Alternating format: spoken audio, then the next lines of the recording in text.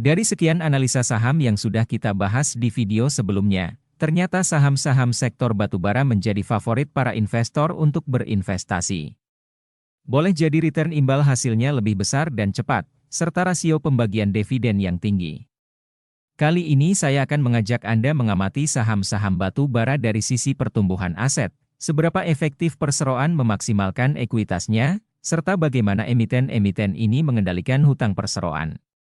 Emiten yang akan kita pilih kali ini adalah PTBA, ITMG, Adaro, PSSI, BMSR, Indika, dan Harum Energy. Dari analisa ini kita harapkan menemukan saham termurah secara valuasi serta potensinya diapresiasi lebih tinggi di tahun 2024 nanti. Mari kita mulai. Sebelum kita mulai, perbandingan rasio pertumbuhan ke-6 saham batu bara ini saya ambil dari data laporan keuangannya masing-masing selama 5 tahun terakhir. Dari sana saya membuat angka rata-rata pertumbuhannya, kemudian kita buat perbandingan di antara emiten-emiten tersebut, mana yang lebih cepat dan tinggi rasio pertumbuhannya. Setiap sisi pertumbuhan emiten diberikan skor 10 poin untuk nilai pertumbuhan tertinggi, kemudian diikuti pertumbuhan lebih rendah dengan mengurangi presentasi pertumbuhannya dari yang tertinggi. Kita mulai dari rasio pertumbuhan asetnya. Emiten Harum Energy meraih rasio pertumbuhan aset tertinggi rata-rata sebesar 35,9%, kemudian disusul ITMG 24,5%, PTBA 17,2%, BSSR 16,9%, Adaro 16,2%, dan Indika Energy 1,7%. Dari sisi ekuitasnya, emiten Harum juga meraih rasio pertumbuhan ekuitas tertinggi rata-rata di angka 31,8%, kemudian ITMG di 26,8%, PTBA 17,1%, Adaro 16,3%, Indika 10,9%, dan BSSR di 10,8%.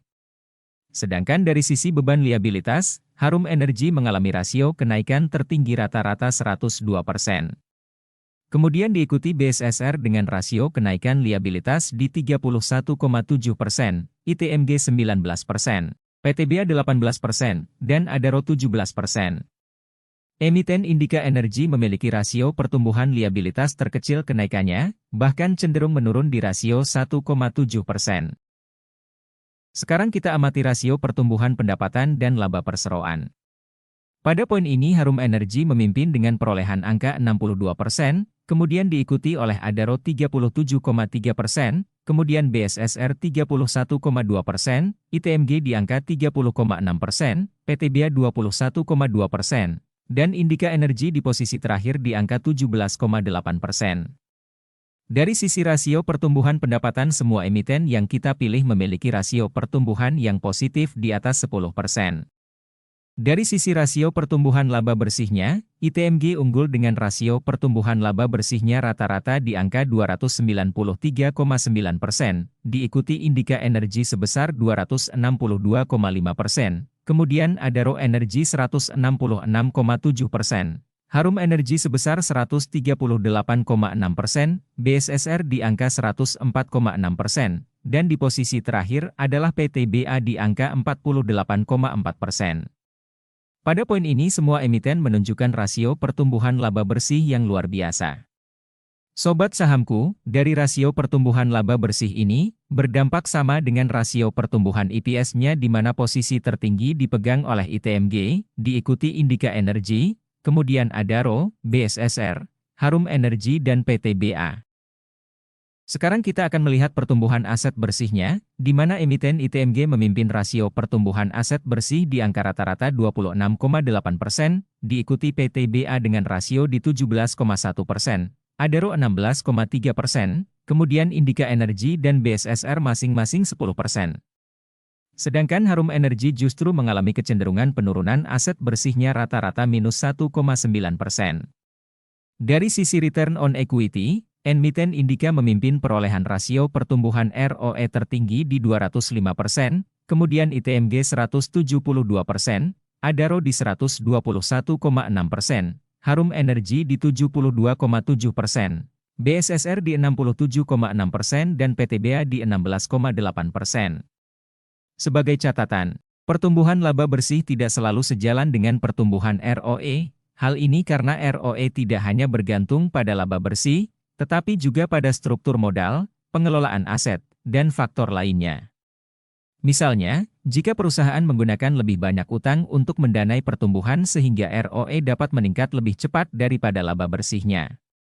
Oleh karena itu, ketika menganalisis ROE penting untuk mempertimbangkan faktor-faktor lain yang dapat memengaruhi rasio keuangan tersebut. Seperti buyback saham, dividen, beban pajak dan faktor lainnya. Sekarang kita akan amati perbandingan apresiasi pasar terhadap saham-saham ini berdasarkan PE rasio rata-ratanya dalam kurun waktu 5 tahun terakhir. Pada saat video ini dibuat, saham-saham yang kita pilih seperti ITMG telah terkoreksi 63% dari PE rasio rata-ratanya di 8,6 kali. Saat ini saham ITMG berada pada PE rasio 3,2 kalinya di kisaran harga Rp23.800. Diikuti Indika Energi dan BSSR yang terkoreksi 41,8% dan 44,7% dari PE rasio rata-ratanya di 6,8 dan 6,3 kalinya. Saat ini kedua saham ini diapresiasi di PE rasio 3,8 kali atau di harga 1.405 untuk Indika Energi, dan 6,3 kali untuk BSSR di posisi penutupan harga hari ini di Rp3.690. Selanjutnya Adaro saat ini berada pada PE rasio 3,1 kali atau terkoreksi 27,3% dari PE rasio rata-ratanya di 4,3 kali di harga Rp2.450. Sedangkan saham PTBA saat ini berada pada PE rasio 5,3 kali atau di harga Rp2.300, terkoreksi 30,2% dari PE rasio rata-ratanya di 7,5 kali. Kemudian Harum Energi juga terkoreksi 16,8% dari PE rasio rata-ratanya di 4,6 kali di mana saat ini berada di harga 1.280 dengan PE rasio di 3,8 kalinya. Dari perbandingan ini, perolehan rasio pertumbuhan tertinggi diraih oleh ITMG dengan angka perolehan 119 poin. Dengan strong point-nya di pertumbuhan laba bersih, aset bersih dan ROA, ekuitas serta apresiasi pasar yang lebih tinggi. Kemudian diikuti Harum Energi dengan strong point di pertumbuhan aset, ekuitas dan pendapatan dengan perolehan poin sebanyak 73,7. Poin yang sama diperoleh Indika Energi dengan strong point di rasio pertumbuhan ROE, kemudian BSSR dengan perolehan poin 67,8 dengan pertumbuhan yang menonjol cadangan kasnya. Kemudian Adaro dengan 67 poin dan PTBA dengan perolehan 43 poin. Sobat sahamku, mungkin Anda menemukan strong point lain atas saham-saham di atas, seperti rasio dividen yang tinggi dan bisa dijadikan acuan kita berinvestasi terhadap saham-saham yang kita bahas ini. Demikian analisa perbandingan saham-saham batu bara kali ini, disclaimer on, semoga bermanfaat, salam investasi.